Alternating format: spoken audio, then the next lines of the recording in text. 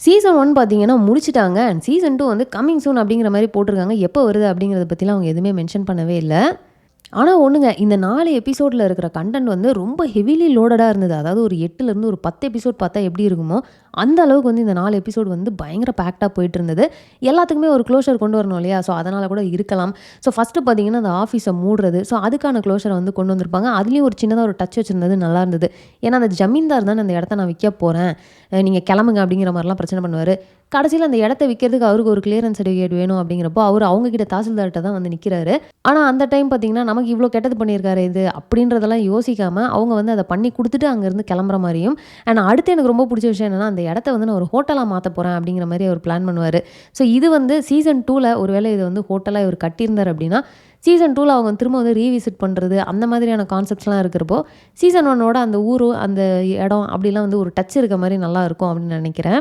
So அடுத்து போன வாரம் வந்து பார்த்தீங்கன்னா, நம்ம ஜெயராஜ் பயங்கரமா அழுதுட்டு இருப்பாரு. இந்துவுக்கு வந்து விஷயம் தெரிஞ்சிரும். இப்படி தானே முடிச்சிருப்பாங்க. அப்ப கூட நான் யோசிச்சேன், இந்த மனுஷன்லாம் திருந்த மாட்டாரேப்பா! இவரு எப்படி திருந்த போறாரு அப்படின்ட்டு. ஆனா கடைசியில அவர் திருந்திட்ட மாரி காட்டிட்டாங்க.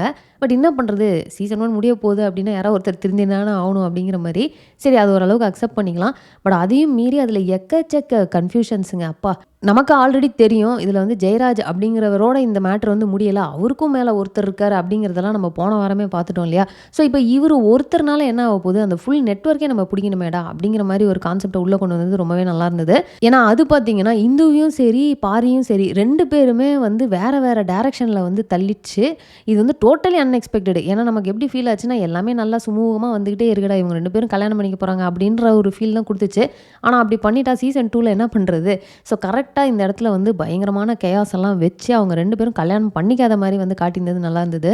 அண்ட் இந்துவோட மிகப்பெரிய டிசிஷன், அதாவது அவங்களுக்கு ஐடி தான் வேணும் அப்படின்னு சொல்லிட்டு இருந்தவங்க, இல்லப்பா எனக்கு வந்து இப்ப நான் கவர்மெண்ட் ஜாப் தான் போணும். இந்த மாரி கரப்ஷன்லாம் நான் தடுக்கணும். எனக்கு தெரிஞ்சுச்சு, எனக்கு கிளாரிட்டி கிடைச்சுச்சு அப்படின்றாங்க. நம்ம பாரியும் அதே கான்செப்ட் தான். அதாவது பவர் வந்து இல்ல அப்படின்னா ஒண்ணுமே பண்ண முடியாது அவங்க அப்பா சொல்லிட்டே இருப்பார்ல. ஸோ பாரி இப்ப தான் வந்து அத ரியலைஸ் பண்ற மாரி காட்டுனது நல்லா இருந்தது. என்னதான் நம்ம வந்து நல்லது பண்ணணும்னு நினைச்சு எவ்வளோ ட்ரை பண்ணாலும் கையில பவர் இல்லாததுனால இப்ப தண்டமா உட்காந்துருக்கோமே அப்படின்ற ஒரு ஃபீலு. ஸோ நானுமே வந்து எக்ஸாம் எழுதி கிளியர் பண்ணி கவர்மெண்ட் ஜாப்ல போறேன்ப்பா அப்படிங்கிற மாரி. ஸோ 2 பேருமே வந்து திரும்பவும் இங்கே ஒரே டிசிஷன் எடுத்துட்டு நிக்கிற மாரி இருந்தது. ரொம்ப நல்லா இருந்தது. ஸோ ப்ராபப்ளி சீசன் 2 பார்த்தீங்கன்னா 2 பேருமே ஏதோ ஒரு கவர்மெண்ட் ஜாப்ல இருக்க போறாங்க. ஆனா இந்த 4 எபிசோட்லயும் பார்த்தீங்கன்னா, அழுகுறது தாங்க. யார பார்த்தாலும் அழுகுற மாதிரி பயங்கர எமோஷனலா வந்து எல்லா சீன்ஸுமே வந்து பயங்கர எமோஷனலி லோடடா இருந்தது. எல்லா சீன்லயும் யாராவது ஒருத்தர் வந்து அழுதுகிட்டு தான் இருக்கிறாங்க. அண்ட் இன்னொரு முக்கியமான விஷயம் என்னன்னா, நான் பிரெடிக்ட் பண்ணது அப்படியே ஆப்போசிட்டா நடந்துச்சுங்க. நான் என்ன நினைச்சேன்னா, இந்துவோட அப்பா வந்து ரொம்ப நேர்மையான ஒரு ஆஃபீஸரா இருந்திருப்பாரு. ஸோ அவரு வந்து இந்த ஜெயராஜ் பண்ற மேட்டர்லாம் கண்டுபிடிச்சிருப்பாரு. அதனால தான் அவரு போட்டு தள்ளிட்டாருன்னு நான் வேற ஆங்கிள்ல யோசிச்சேன். கடைசியில இவங்க அத அப்படியே எக்ஸ்ட்ரீம் ஆப்போசிட்டா, இந்துவோட அப்பா தான்டா இது மெயினா பண்ணிக்கிட்டு இருந்தாரு. அவரு தான் உள்ள இருந்து எங்களுக்கு ஹெல்ப்பே பண்ணிக்கிட்டு இருந்தாருன்னு சொல்லி, அவரையும் ஒரு கரப்ட் ஆஃபீஸரா வந்து காட்டிட்டாங்க. ஓகே, இதுவும் ஒரு நல்ல எக்ஸ்ட்ரீம் ஆப்போசிட்டா இருந்தாலும், இதுவும் ஒரு நல்ல ட்விஸ்ட்டா தான் இருக்கு.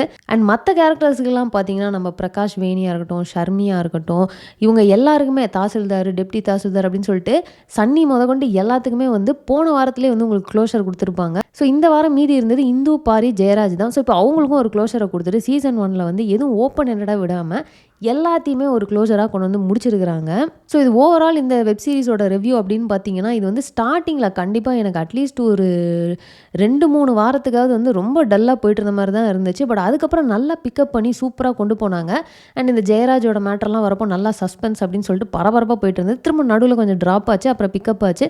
ஸோ ஓவரால் பார்த்தீங்கன்னா, இது வந்து ஒரு நல்ல ஒரு டைம் பாஸா இருக்கக்கூடிய ஒரு வெப் சீரிஸ் தான். காமெடியும் இருந்தது உங்களுக்கு, சஸ்பென்ஸ் எலிமெண்ட்ஸும் இருந்தது. உங்களுக்கு லவ், ரொமான்ஸ் அப்படின்னு சொல்லிட்டு எல்லாமே வந்து வச்சிருந்தாங்க. ஸோ சீசன் 2 எப்போ வரப்போகுது அப்படிங்கிறது தெரியல. ஸோ நம்ம வெயிட் பண்ணி தான் பார்க்கணும். ஸோ இந்த வெப் சீரிஸை பத்தி நீங்க என்ன ஃபீல் பண்ணீங்க? இதை ஃபுல்லா நீங்க பார்த்துருக்கீங்களா என்ன அப்படிங்கிறத மறக்காம கமெண்ட்ல போட்டுருங்க. இந்த வீடியோ நான் இதோட முடிச்சுக்கிறேன். இந்த வீடியோ உங்களுக்கு பிடிச்சிருந்தா லைக் பண்ணுங்க, ஃப்ரெண்ட்ஸ் எல்லாத்தையுமே ஷேர் பண்ணுங்க. மறக்காம சேனல் சப்ஸ்கிரைப் பண்ணி என்ன சப்போர்ட் பண்ணுங்க. நெக்ஸ்ட் ஒரு இன்ட்ரெஸ்டிங்கான வீடியோல உங்களை மீட் பண்றேன். தேங்க்ஸ் ஃபார் வாட்சிங். Bye by.